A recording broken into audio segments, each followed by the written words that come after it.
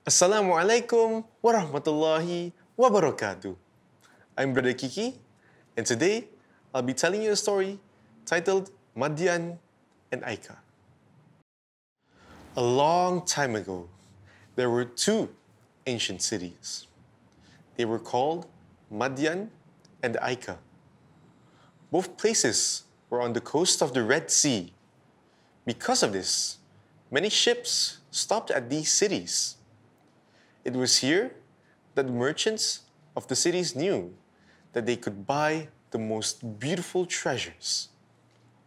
Every so often, the Madyans and the Aykans loaded up their camels at these ports. They were at a special advantage. Very few people could get their hands on the treasures that they could. And as time passed, their markets were filled with foreign goods from across the seas. Soon, the merchants became very rich because their treasures were so admired in nearby cities. Everybody wanted something from Madyan or Ayka. But their riches made them want more and more and more. Quickly, their pockets were filled with gold and silver, but they still weren't happy. It wasn't enough. Some of them forgot that their riches came from Allah, and they forgot to be thankful altogether. In time, the merchants didn't care about being fair. They started to cheat in their shops. High prices were demanded.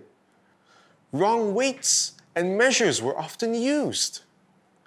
They forgot about Allah completely. They forgot that they were being watched. And this was their biggest mistake. Allah disliked what they were doing. So He sent Prophet Shu'aib alayhi salam to speak to the people of the two cities. Don't cheat in your markets, the Prophet Shu'aib alayhi salam would say. Weigh goods fairly. Measure them properly. Make sure you give people what they pay for. But the leaders of the cities just laughed at the Prophet Shu'aib alayhi salam. They were too proud to be told what to do. You are alone, they'd say. You are weak. How can we let you tell us what to do? Others said much worse things. Leave the city. Leave us alone, they warned him. If you don't, we will hurt you. But the Prophet Shu'aib alayhi salam wasn't ready to give up on them. I don't want to argue, he'd say, but you must listen to my advice. You must listen before it's too late. Again, the Prophet Shu'aib alayhi salam was laughed at.